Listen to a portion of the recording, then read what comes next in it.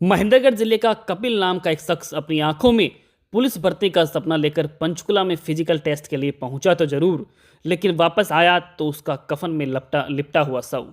3 साल की बेटी, पत्नी गर्भवती है। परिजनों का आरोप है कि बेटे को नहीं मिली समय पर जरूरी मदद। अगर समय पर जरूरी मदद मिलती तो शायद कपिल बच जाता। जी हाँ, हम बात कर रहे हैं गांव सैदपुर के कपिल की, जिसकी फिजिकल टेस्ट के दौरान मौत हो गई। पंचकुला में चल रही पुलिस कांस्टेबल भर्ती में दौड़ लगा रहे एक युवक की ट्रैक पर ही गिरकर मौत हो जाती है। युवक की पहचान महेंद्रगढ़ जिले के मंडी अटेली क्षेत्र के गांव सैदपुर निवासी 27 वर्षीय कपिल के रूप में हुई। कपिल की मौत के बाद उनके परिवार और गांव में शोक का माहौल छा गया। आंखों में आंसू और दिल में दर्द और दुख लिए कपिल के पिता कहते हैं कि कपिल 30 जून को यहां से गया था। रैपिडो के माध्यम से वह ताऊ देवीलाल स्टेडियम में पहुंचा। उसके बाद सिर्फ खबर आई। कपिल के पिता कहते हैं इस मामले में उच्च स्तरीय जांच होनी चाहिए ताकि किसी और के लाल के साथ ऐसा न हो। वो कहते हैं कि कपिल की पत्नी गर्भवती है और 3 साल की बेटी भी है। सरकार को उनकी तरफ भी ध्यान देना चाहिए। वहीं कपिल के बड़े भाई हरीश ने बताया कि उन्हें 1 जुलाई सुबह 7:15 बजे अनुज नाम के लड़के का फ़ोन आया। उन्होंने बताया कि कपिल गिरकर बेहोश हो गया।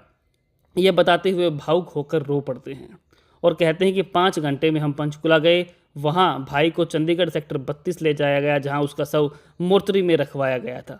सरकार को व्यवस्थाएं ठीक करनी चाहिए। साथ ही कपिल की पत्नी को सरकारी नौकरी देनी चाहिए ताकि परिवार का गुजर बसर हो सके, ऐसा कपिल के भाई ने कहा। वीडियो को शेयर करें ताकि आगे जाने वाले सभी बच्चे अपनी फिटनेस का ध्यान रखें। मानसिक संतुलन बनाकर ही आप कहीं भी जाएं।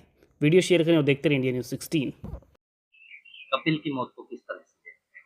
आप कपिल के पिता हैं। सर इससे तो समाचार तो हो ही नहीं सकता। कैसे, क्या कारण रहे? कपिल कब यहाँ से गया? किस तरह के हालात रहे? क्या कपिल करता था? कितना पढ़ा लिखा था? उसने बीसीए कर रखा था सर, और एग्रीकल्चर का डिप्लोमा भी कर रखा था। और 30 तारीख को गया, 30 जून को। 1 तारीख को सुबह 6 बजे, 6 बजे या जो भी टाइम था, वहाँ उसका फिजिकल था पंचकुला में। मेरी शाम को 6 बजे बात हुई थी जी। तब उन्होंने बोला मैं अभी आधे घंटे में पहुँच जाऊँगा। उसके बाद हमारी कोई बात नहीं हुई।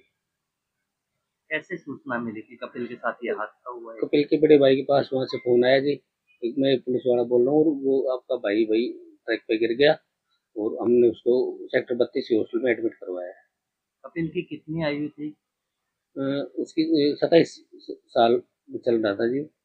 और शादीशुदा था? कितने हाँ, बच्चे थे? 2019 में उसकी शादी की थी। एक बेटी है जी।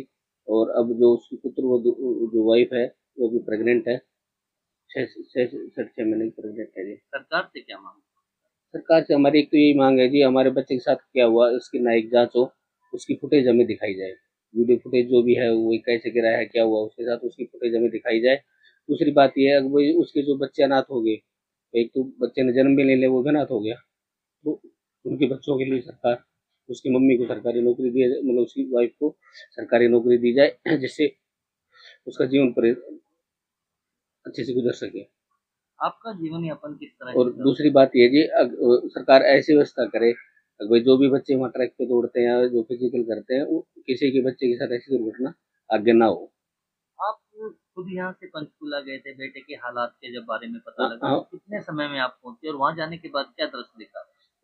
यहाँ से मैं लगभग 4.5-5 घंटे लग गए जी।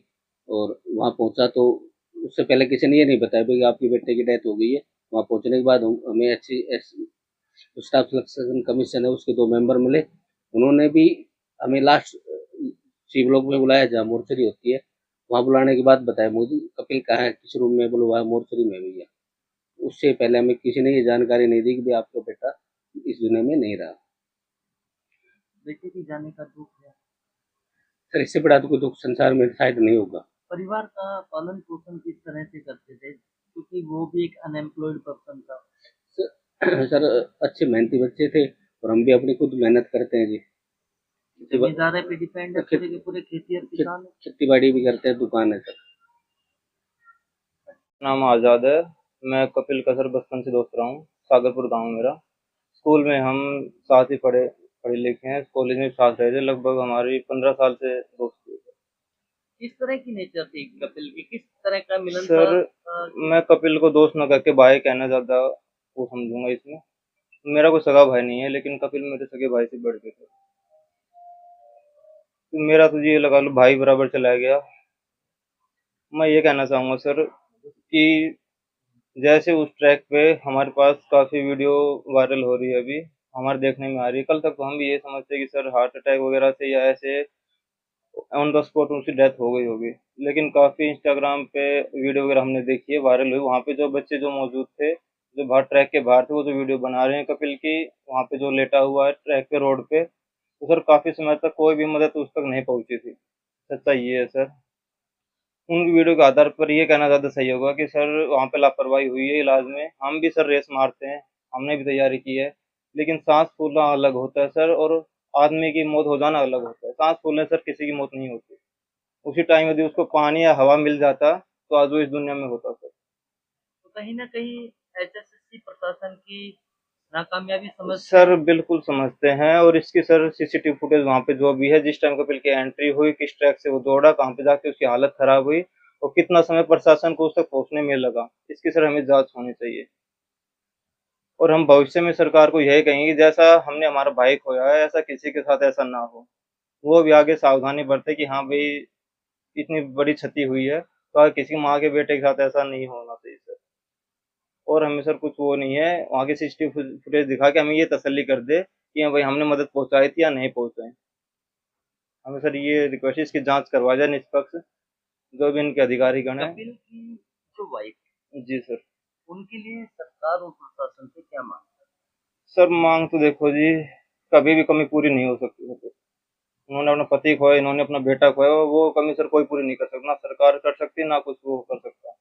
लेकिन सर एक मदद होती है आगे भविष्य में। 3 साल की बेटी है, गर्भवती है, और वो सर उसकी उम्र देखिए 24-25 साल है, पूरी ज़िंदगी पड़ी है उसके सामने।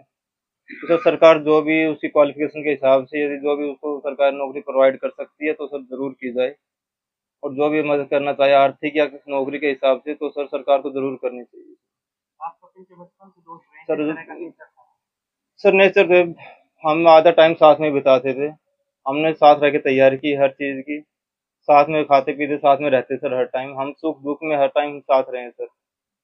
परिवार वाला हिसाब-किताब था, भाई बराबर सर मेरा वो था। नेचर में ये था कि सर किसी के साथ कोई लड़ाई-झगड़ा नहीं, किसी से कुछ बोलना नहीं, कुछ वो नहीं। अपना काम पे जाता, मेहनती लड़का था सर, अपनी दुकान सँभालता था पूरी, पढ़ाई की तैयारी करता था सर। मेरा नाम हरीश है। कपिल मेरा छोटा भाई था। मैं मैं सुबह को स्कूल जा रहा था, तब उसका कॉल आया, अनुज नाम के किसी बंदे का, जो बोला कि आपका भाई दौड़ के लिए गया हुआ था और वो दौड़ते दौड़ते बेहोश हो गया।